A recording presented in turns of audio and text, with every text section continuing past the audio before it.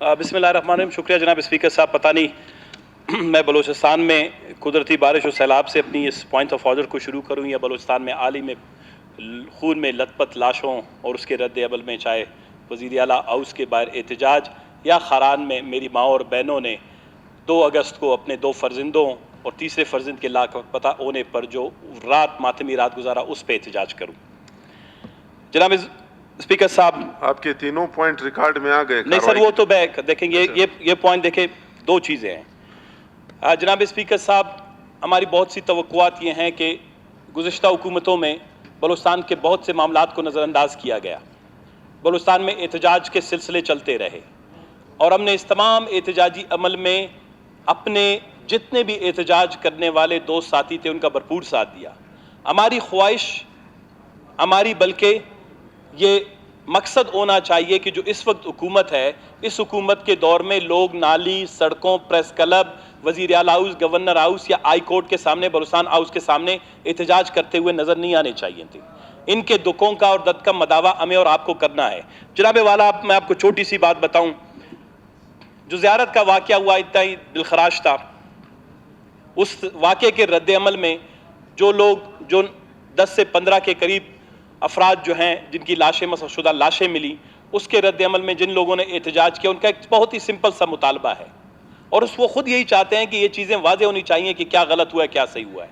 وہ یہ ہے کہ ایک وفاق کی سطح پر ایک جوڈیشل کمیشن بنائی جائے، ایک جو ہے بہت بڑی نیشنل کمیشن بنائی جائے تاکہ بلوچستان میں یہ اموات کا، لاشوں کا، مسخ شدہ لاشوں کا اور یہ جو قبائلی طرز کی قانون ہمارے صوبے میں اب نافذ ہو گئے ہیں، جہاں پر قانون کو، آئین کو پردہ رکھ کر ہم عدلے کا بدلہ لے رہے ہیں. اگر آپ 1 مارتے ہیں تو میں آپ کے 5 ماروں گا، آپ 10 مارتے ہو تو میں آپ کے 20 گرا دوں گا. یہ والی جو یہ ریاست اور ریاستی اداروں اور میرے خیال میں جو بھی جن کے ذہن میں یہ والی چیز ہے کہ طاقت کے زور پر لوگوں میں خوف راز پھیلا کے، یہ جناب والا مناسب نہیں ہے.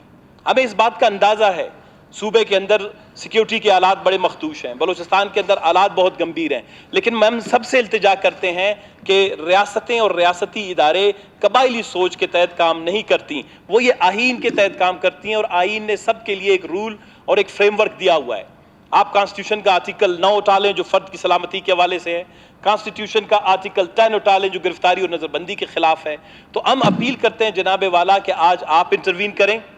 آج دمڑ صاحب بھی گئے ہیں، دوسرے بھی گئے ہیں. دمڑ صاحب، یہ بچے جو ابھی تک بچیاں ہماری مائیں بہنیں بیٹھی ہوئی ہیں 15 دن سے وزیر اعلیٰ اس کے باہر، اس کا خاتمہ آپ ہی کروا سکتے ہیں. ایک رولنگ دے دیں. جو 27 جولائی کو ایک جوڈیشل کمیشن پروونشل سطح پہ بنی ہے، آپ ایک رولنگ دے دیں. ہمیں کیا ہے کہ جی وفاقی سطح پر بھی ایک جوڈیشل کمیشن بنا دیں.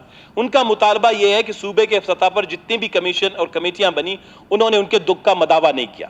دوسری بات یہ ہے کہ جناب والا، جس دن میں خاران میں تھا، رات کے 2 بجے فائرنگ کی آواز آئی. میں وہاں سیلاب زدگان کے دیکھنے کے لیے، خیر خدا کی مہربانی خاران میں سیلاب نے انسانی جانوں کا نقصان نہیں کیا ہے لیکن مالی طور پر 2 سے 3 ارب روپے کا نقصان ہوا ہے. تو میں اسی خیال میں کہ ہم جا کے اپنے علاقے میں لوگوں کی تکلیف اور مشکلات کے ساتھ سنیں گے، ان کو دیکھیں گے. اور رات کے 2 بجے فائرنگ ہوتی ہے، 1-2 گھنٹے کے بعد پیغامات چلتے ہیں کہ حاجی ثناء اللہ شاہوانی صاحب کے گھر پر دعویٰ بول دیا گیا.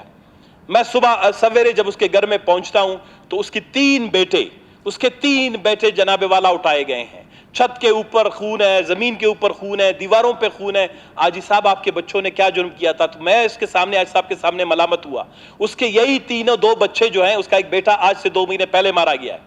اس کے یہی 3 بیٹے میرے ساتھ آج سے 2 مہینے پہلے ڈی آئی جی کے کمرے میں بیٹھے ہوئے تھے اپنے بھائی کی حوالے سے کہ جی اس کے قاتلوں کو گرفتار کریں، بجائے اپنے بھائی کے قاتلوں کے گرفتاری کے. جناب والا، رات گئے 3 بجے چاپا مارا گیا. میں نے وہاں پر اس وقت آئی جی صاحب سے بات کرنے کی کوشش کی، بات نہیں ہوئی. وزیر اعلیٰ صاحب سے بات کرنے کی کوشش ہوئی، نہیں ہوئی. انہوں نے بعد میں کال کیا، پھر آئی جی صاحب نے مجھ سے بات کی. میں نے کہا اگر آپ کو یہ 3 بچے چاہیے تھے، آپ کو کوئٹہ سے 300 لوگ بھیجنے کی ضرورت کیا ہے؟ ہم پہ لوگوں کا ابھی تک اعتماد ہے.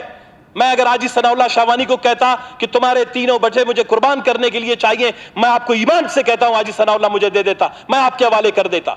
یہ کہاں کی بدماشی ہے کہ آپ کے پاس قانون اور آئین کے مطابق اگر وہ گھر میں سوئے ہوئے تھے، جنگل میں چھپے ہوئے نہیں ہیں، کسی ریگستان میں نہیں تھے، کسی پہاڑ میں نہیں تھے، اگر وہ مفرور ہوتے کسی دہشت گرد عدالت سے، کسی جگہ پر ان کے خلاف ایف آئی آر تھا، پھر آپ کو اجازت ہے جناب والا، آپ کہتے کہ ہم نے جا کے ان کے ساتھ مقابلہ کیا.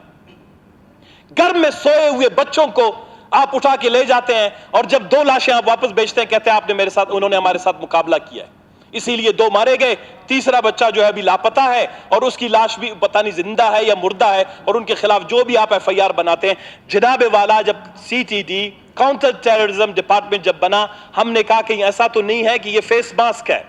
دیکھیں کاؤنٹر ٹیررزم ڈپارٹمنٹ کا نام لے کر اگر ہم بلوچستان کے اندر، میں تو سمجھتا ہوں شاید کاؤنٹر ٹیررزم ڈپارٹمنٹ کے لوگ یہ کہ بلوچستان کے لوگ ہم بیچاروں میں اتنی سکت نہیں ہے، وہ بھی اپنے پاؤں تھوڑا سا بہت احتیاط کے ساتھ، میں نہیں کہتا ہوں ڈرتے ہیں، وہ احتیاط کے ساتھ دوسروں کی چادر اور چاردیواری کی طرف بڑھاتے ہیں، لیکن اگر جو ادارے بلوچستان کے اندر ابھی تک وہ یہ سمجھ رہے ہیں کہ ہم تشدد کے ذریعے سے، مسخ شدہ لاشوں کے ذریعے سے، لوگوں کے گھروں سے پلاند کر لوگوں کے بچوں کو خاران میں جناب والا تلور کی شکار دن میں 3 نہیں ہوتے، آپ 3 بچے اور 3 معصوم نوجوان اٹھا کے وہاں سے لے جاتے ہیں، یہ کوئی شکار کھیلنے آپ آئے ہیں؟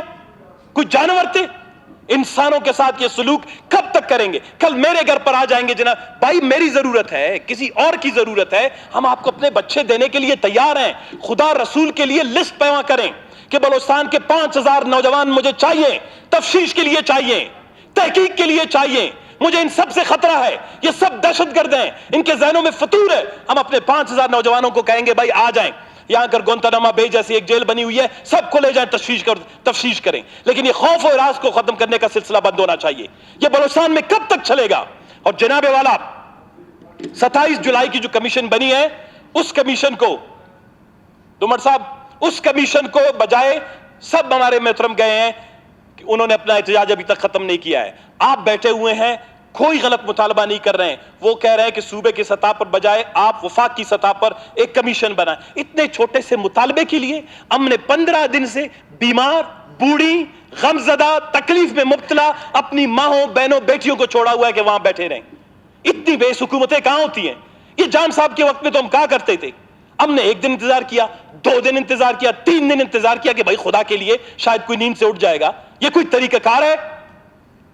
مجھے پتا یہ پارٹیوں کی پالیسی ہے کہ اس دفعہ مفاہمتی طرز حکومت چلانی ہے، میں بھی اگر بہت سی چیزوں پہ خاموش رکھ کبھی رہتا ہوں، یہ اجتماعی طور پر پالیسی ہے کہ ہم بہت سی چیزوں پہ تھوڑا بہت کہتے ہیں یار چھوڑو، شاید 1 دن کی غلطی ہو گئی، 2 دن کی غلطی ہوئی، لیکن اپنے بچوں کے لیے، اپنے بلوچستان کے نوجوانوں کے لیے، اپنی ماؤں کے لیے یہ نہیں کر سکتے، یہ ختم ہونا چاہیے یہ سلسلہ، اور یہ سلسلہ اگر آگے چلے گا اس کا کوئی حل ہونا چاہیے، کوئی اصول بننے چاہیے۔ میں نے یہی دوبارہ آپ سے ریکویسٹ کرتا ہوں، اگر بلوچستان کے 50,000 نوجوانوں کی فہرست آپ کے ساتھ ہے، سب کے ذہنوں میں فطور ہے، سب اپنی خود مختاری چاہتے ہیں، اپنے وسائل پر اختیار چاہتے ہیں، اپنی ایک حاکمیت چاہتے ہیں، اپنی دستار کی بحالی چاہتے ہیں، بلوچستان پہ خوبصورت راج چاہتے ہیں، اگر آپ سب کو جو ہے لے جانا چاہتے ہیں ان کی فہرستیں آویزہ کریں، ہم ایک ایک کر کے دے دیں گے، ان کی ماؤں کے سامنے ان کو ذبح نہ کریں، ان کی ماؤں کے سامنے ان کو چھلنی نہ کریں، ان کے ماؤں کے سامنے ان کے کپڑے نہ اتاریں۔